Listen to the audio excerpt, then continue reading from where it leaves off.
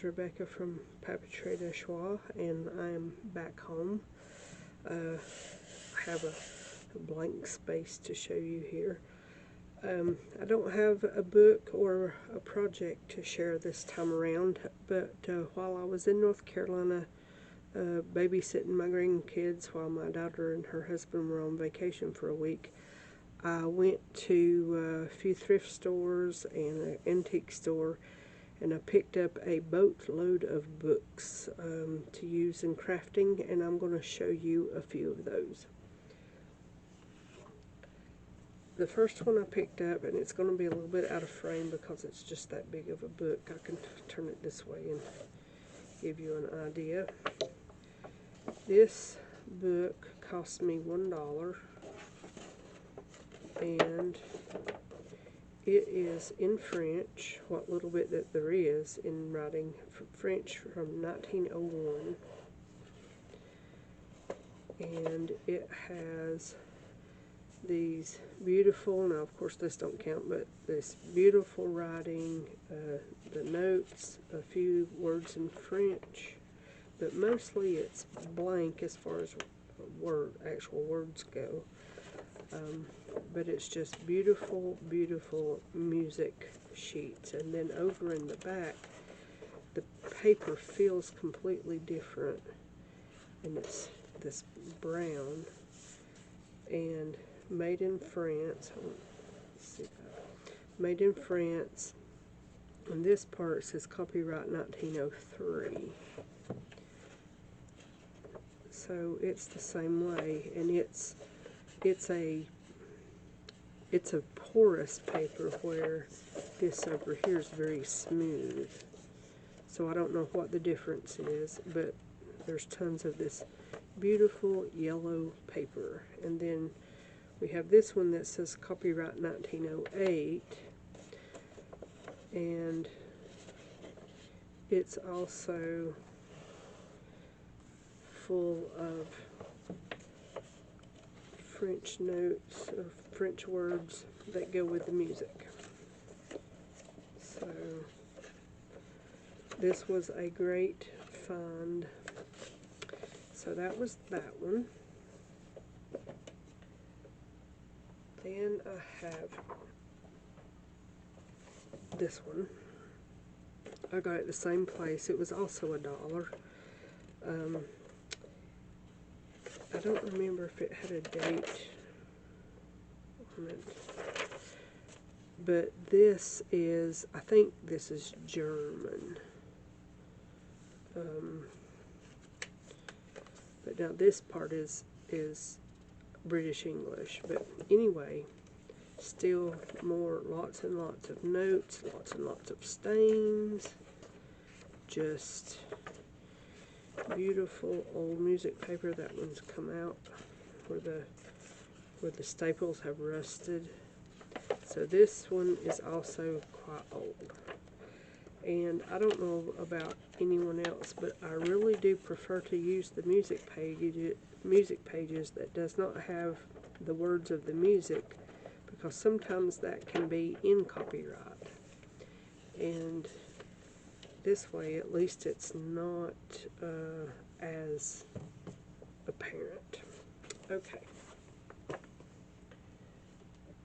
Then I went to two Friends of the Library bookstores, one in Jackson County, and this is where I got this and the two others like it. And this, I'm going to do more of a flip through. This one was $2.75. All kinds of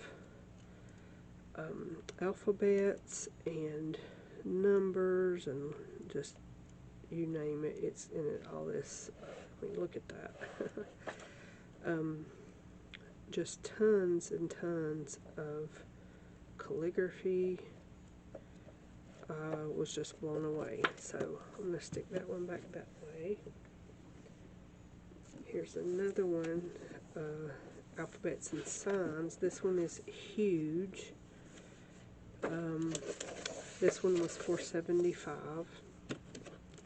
And out of all the books that I got to make ephemera with, to actually use in journaling, this one was the most expensive one. I did get one book for my personal collection of vintage books that was $5 that I'll show you at the end.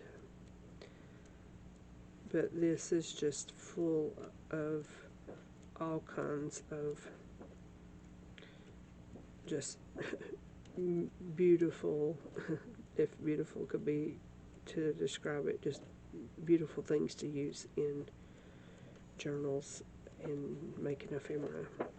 So there's that one, and then this one, more alphabets and other signs. This one was $3.75. I ended up spending $50 on books while I was there. So this is another one that's just full of just, you could make such awesome ephemera out of all this. Okay, so let me put these out of the way.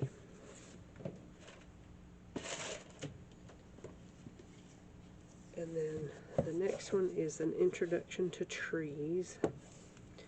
This one was $1.50, and copyright 1954. So right off the bat, there's this beautiful image of a southern magnolia. So I'm just going to do a quick flip through. This is blooms and leaves and seed of various trees. So this would work really well in any botanical journal. And I've actually already used a page out of it in the journal that I worked on while I was at my daughter's house. So that's that one. And one more. Now, I have begun making journals with older themes than just quote-unquote vintage. This has a lot of medieval themed pictures in it, so this was right up my alley for using in those books. And it's just full of all kinds of images. The paper is smooth. It has a slight shine to it, but it is not glossy by any means. This to me would be such a good background in a steampunk journal, or maybe even part of a cover. So there's lots of good images in here to use.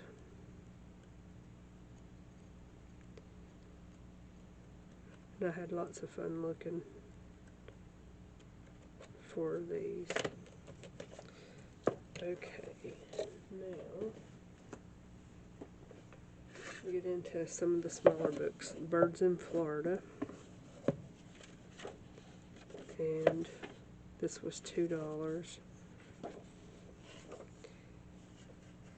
And 1951. So here, I'm just going to go through. So the paper is just excellent for a number of things. It's got these huge prints of various birds that would just be beautiful journaling cards and pockets and all kinds of stuff to use in almost any journal. So I couldn't pass this one up.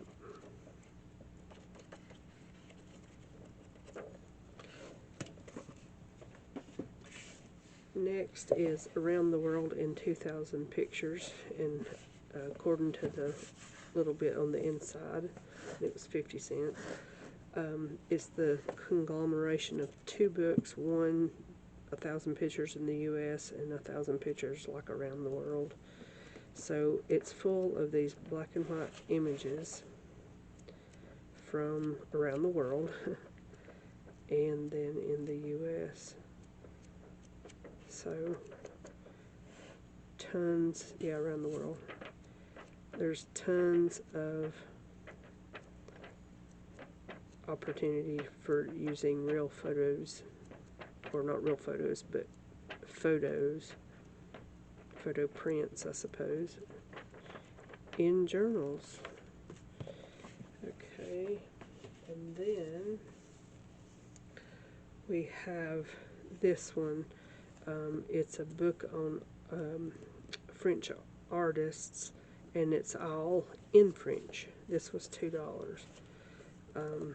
The whole thing, and it has some artist pictures, and you might see some naked people because, you know, that's what they painted back in the day. But it's all in French, so I had to have that too. But I won't be putting any of the naked people in my journal. And then this book is in Latvian, so it's all Latvian right here. And then in 1957, Latvia in 1957. And it was $3, and I wanted it just for the language. And I have looked these books up. They're not,